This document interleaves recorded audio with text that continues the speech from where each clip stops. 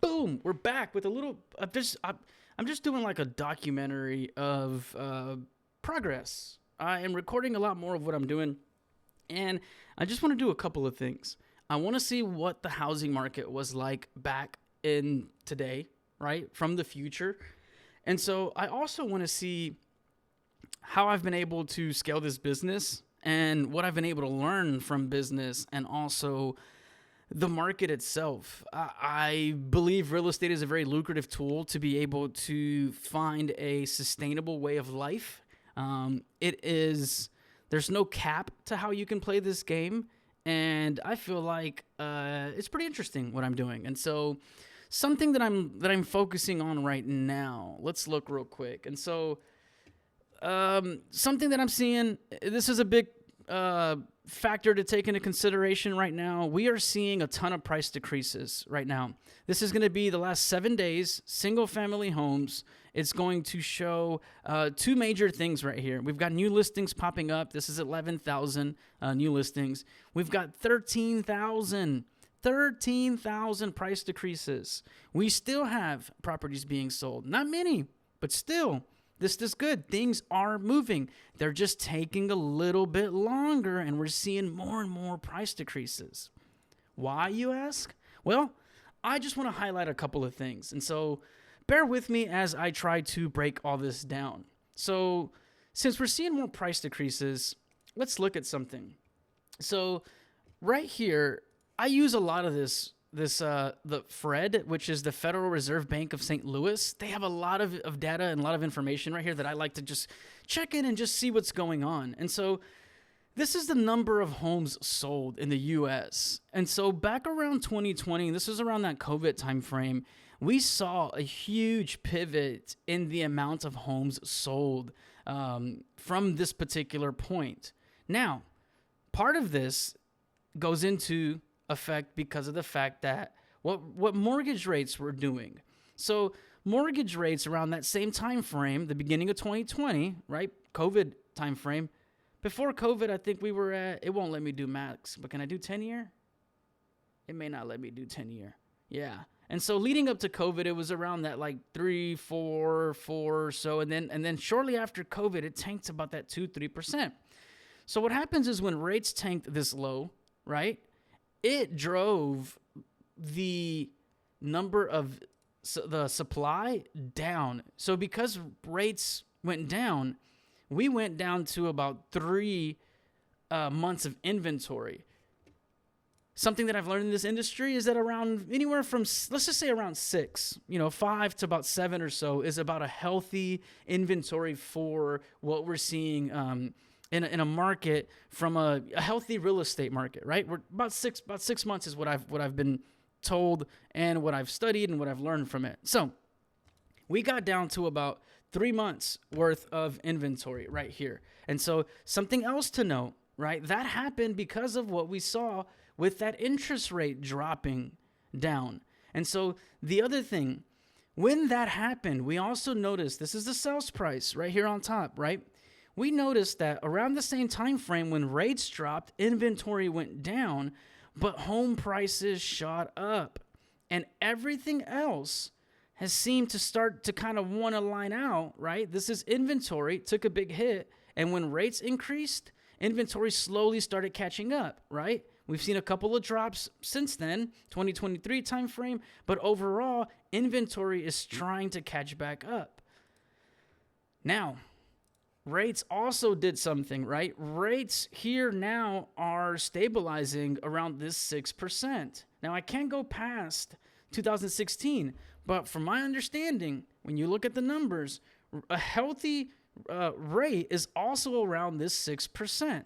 So, in my opinion, when we get down to this 2-3%, it's great from a couple of perspectives. It allows the average consumer to take advantage of this and lock in a lower rate. The problem with that is that it actually stops the flow of money. And so I'm approaching this from not a biased perspective as far as, being a homeowner and also trying to capitalize on this. I did the same thing. I have a low rate. My low rate's under 4. Yeah. And so With that being said, I'm also an opportunist. If the opportunity is there for me to save some money, I think that's what we all as humans are striving to do, right? And so, with that being said, it actually stopped the flow of money, in my opinion. Everybody that was able to locked up that 2-3%, and now it doesn't logically make sense to move, especially when rates are now double. So not only are you going to double your rate, you're probably going to pay like an extra $1,000 a month. For what? The quality of house hasn't gotten any larger. The quality of house, in my opinion, they're thrown up really fast, and they pass inspection. Questionable, right? And so I think we've all seen the TikToks and things like that. Are there still good houses out there? Absolutely. There still are good houses out there. But there are some things that kind of slip through the cracks when builders are increasing that inventory as fast as they are, right? So that's something that I'm noticing and I'm paying attention to, right? And so now that inventory is catching up, rates are kind of settling back out where they needed to be or are staying, right? This like 6%, give or take a little bit. Here's what we're also, the number of homes sold, the sales price. The sales price, again, starting to flatline a little bit, coming down, right? The number of, the supply is also getting better.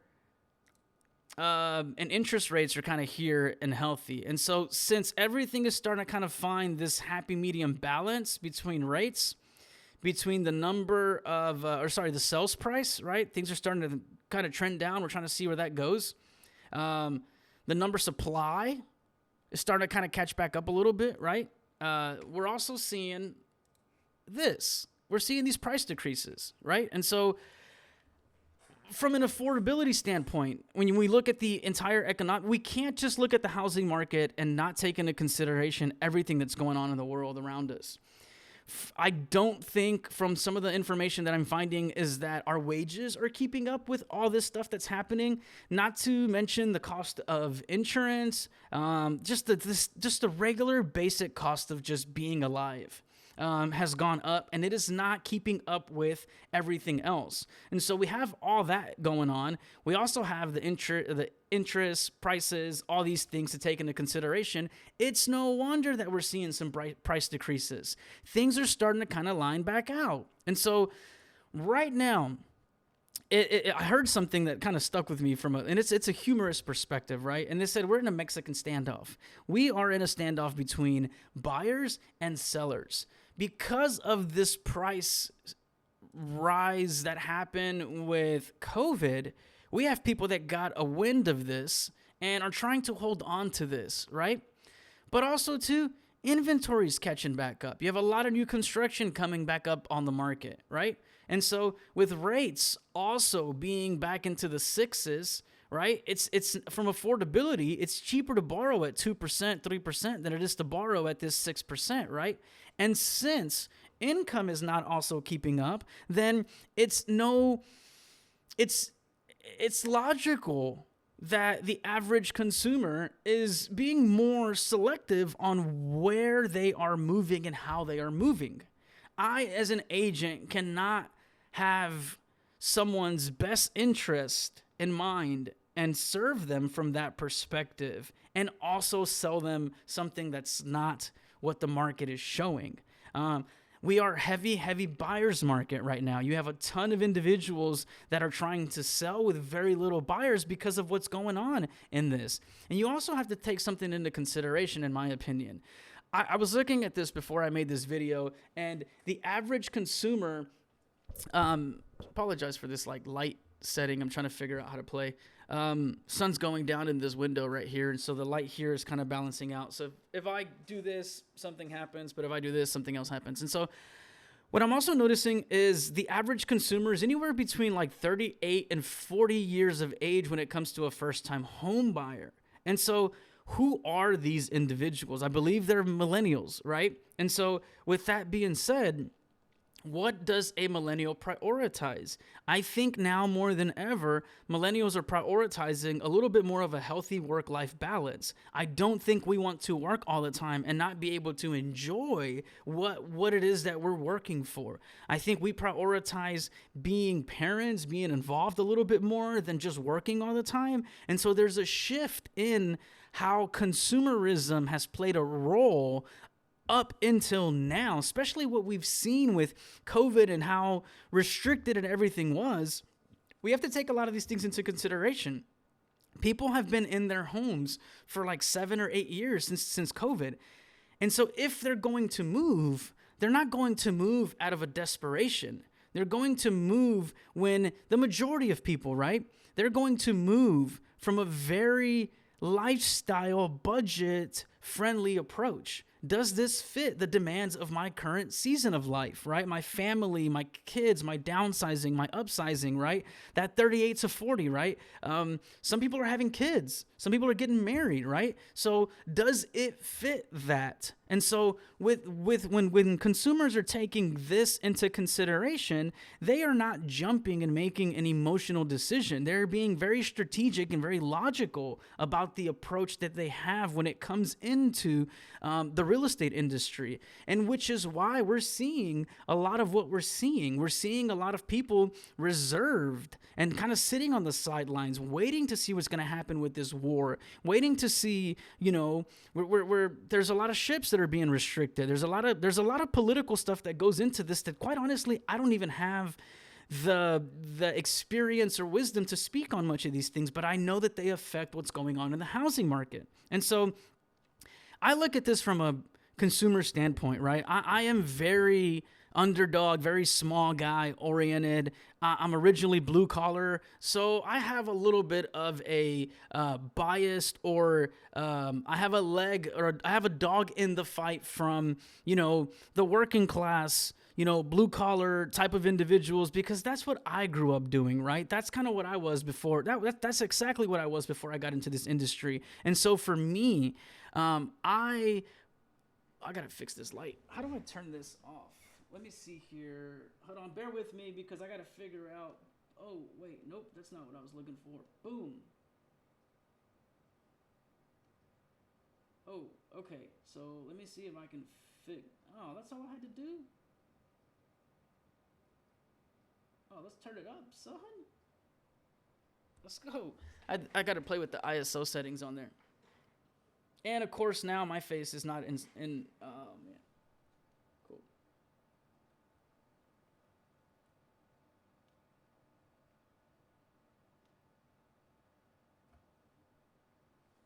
That should work, right?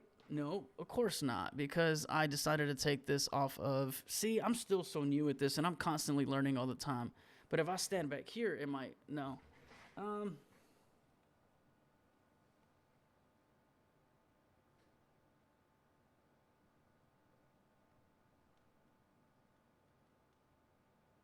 I'll just put it back on auto. Perfect. And we just turned that ISO up a little bit, so that helped. And it's still doing it again. Anyways, that's fine. It's because the back door.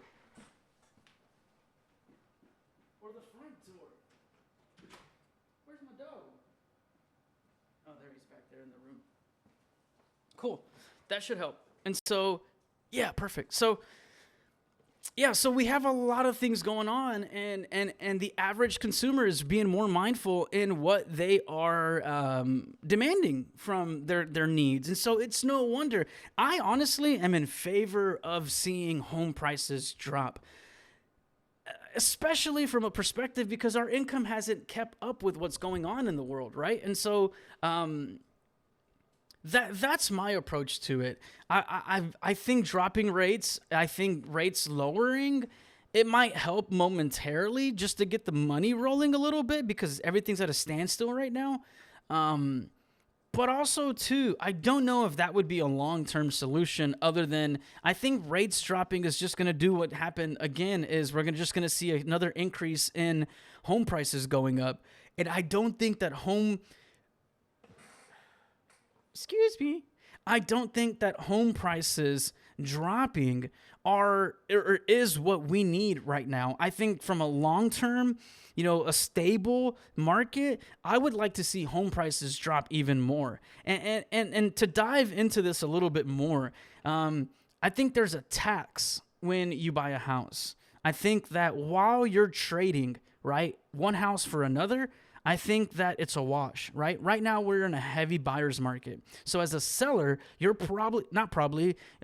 you are going to have to tailor buyers and make your deal, give them an incentive to buy your house, right? Is the price appealing, right? What does it look like? How does this house stand apart from other houses? What does your house have that makes it worth what you're asking? But also, how does it stand? How does it stand apart from other houses in the market? And so, with that being said, I think that there is going to have to be a lot more conversations, especially again, guys, on what I'm seeing. I'm seeing again those price decreases. The average consumer is just not liking where these prices are, which is why you're seeing this go down. And so I'll be honest with you, even in my listings, right? I've got currently not 9 listings on the market right now. I am seeing these things sit right here, DOM on the far right. This is days on market. I'm seeing these houses, these properties, some are lots, right? Just land, like right here, number 5 and number 8. These are just lots. But the rest of these are single family homes. And I'll be honest with you, I'm seeing these things sit on the market a little bit longer. I don't like it. As a sales agent that is heavily commission based, I need these things to sell. I need money. I don't know. I think that's how the guy went and how high. But I can't force this stuff, right? I don't control the market. All I can do is have the conversations with the clients that have hired me to be able to sell these properties for them. And this is what we're having a hard time doing. I'll be honest with you. I'm negotiating everything, in order to get some of these deals to close. And what I'm hoping to do is to create some fresh, real, live numbers as to what we're seeing around the market. I am not going to be the reason why things don't move. We're talking where we're negotiating something as simple as like 10 grand, right? We're having to get very creative on our terms just to get the ball rolling, right? How does everybody get a fair deal? Agent as well, right? Agent for their work, right? But how do we get the ball rolling? Someone has to do something from a perspective to get some money moving. If buyers want top dollar, right? Sorry, the best deal, they want to save the most, right? Sellers want top dollar, right? And then you got agents on top of that are also looking to keep their hand in the cookie jar. There's a lot happening. And so every deal is a case-by-case basis, but this is what I'm seeing. Now, from a business perspective, from a marketing perspective, doing more and more of this content has been the thing that has been working for me. I'm on year 5 of business. I have the most listings that I've ever had. I have the most business. I'm actually doing the damn thing. It took a long time to get to this point. I've had to work and I've had to fix a lot of systems and grow as a person, as a man, as an individual. I had to get out of my own way. There's a lot of stuff that I'm still learning about this industry, but I am very, very thankful to find myself actively busy and having real life data with what's going on in this market. So this is just a quick little update that I wanted to do. One, so that I can go back and look future me and see where I was and how much more I had to learn and how green I was. I go back and I look at all my videos from everything that I was doing, from the car stuff, the podcast, all this stuff, and just how I was talking in some manners, how I was just ego and pride in some podcasts and some videos.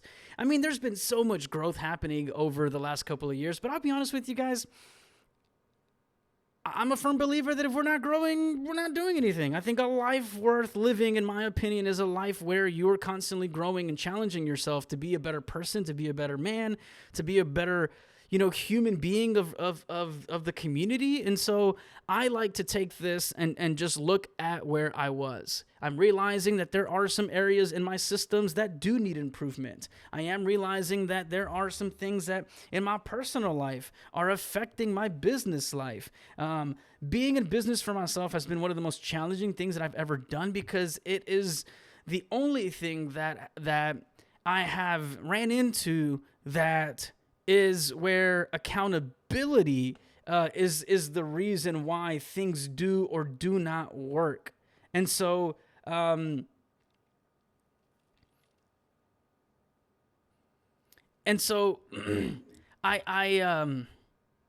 there, you can't run from that. Like, you can try to say the market, you can try to say it's the economy, it's rates, it's this, it's that. It absolutely does have a lot to do with it. But we as professionals in this industry, or whatever product or service you offer, it is up to us to be able to take this information, educate our clients, and provide the best possible solution. Again, if it was that difficult, we would not, as an industry standard, we will not be seeing what we're seeing right here when it comes to a 7-day market update. We would not be seeing right here on the right, this right here, sold. We would, if the market was that bad, if it was that bad, we would not be seeing 5,600 properties selling. But what's going on? Consumers are just not paying. They don't want to pay those prices. They don't like their prices. And so we as individuals, right? We as professionals, we have to be able to educate what's going on and showing these sellers what's happening. We don't control the market. It's just our job to hold your hand and guide you. If these properties, if you want this to sit on market longer, by all means, let's let it sit, as long as you are okay with it. But if you want to sell, keep in mind, home prices have started to trend down, right? Inventory's caught up, so there's more options for buyers. Rates are back up. Things are changing. And when things are changing, we have to adapt and we have to change with them. And so this is super, super cool. I think this is a very good, informative video for what I'm seeing in the market. Also, what I've got going on in my business and the growth and everything that I'm having. I don't know what the next season of life looks like for me, but I now feel more confident in what I'm doing and who I am as a realtor, as a professional in this industry. And we are just going to continue to chisel our sharpen our skills and get a lot more confidence with what we're seeing in the market and understanding what's happening around us, because we have live data from being in it. We are playing the game. We are actively in the market. We're not second guessing it. There's no speculation here. We are using live data from the listings that we have online, with also the buys and what we're seeing on that. I'm seeing a lot of concessions, a lot of sellers' credits, right? I'm negotiating the hell out of things for my buyers. And so I'm coming off, 30, 40 grand off houses. And so there's a lot of stuff going on. And so there's a lot going on that we are having to do and we are learning as we are in the market. But this is how we get through this season. This is how, as a business owner, we excel in this industry, is by being in the market and learning and educating ourselves in some of the patterns and the things that happen, so that we can educate our clients, our friends, our family, and give them the experience that they're asking for. And that's selling their house for the best possible option or solution that the market is providing. If I had control of certain things, I would be playing the lotto, or I would be gambling or doing something. I can only use what the market is giving me. So if you're in the Houston area and you need a little bit of an update, or you want to pick my brain about something, if you're an agent in the Houston area and you want to collab and kind of see what you're seeing, what I am realizing right now from an agent perspective is the agents that are doing business the quote-unquote right way for the right reasons are the ones that are excelling and the ones that are staying active in the industry. The hard-ass type of approach to business is really not working right now because of the fact that buyers have the leverage. So you're almost getting like the red carpet treatment if you have a buyer, because we need buyers. And so funny seeing the shift in the market. And so with that being said, I think 20 to 25 minutes is a perfect time to cut this so that it doesn't run off. But stay tuned. I hope this information helps, and happy Tuesday. Peace.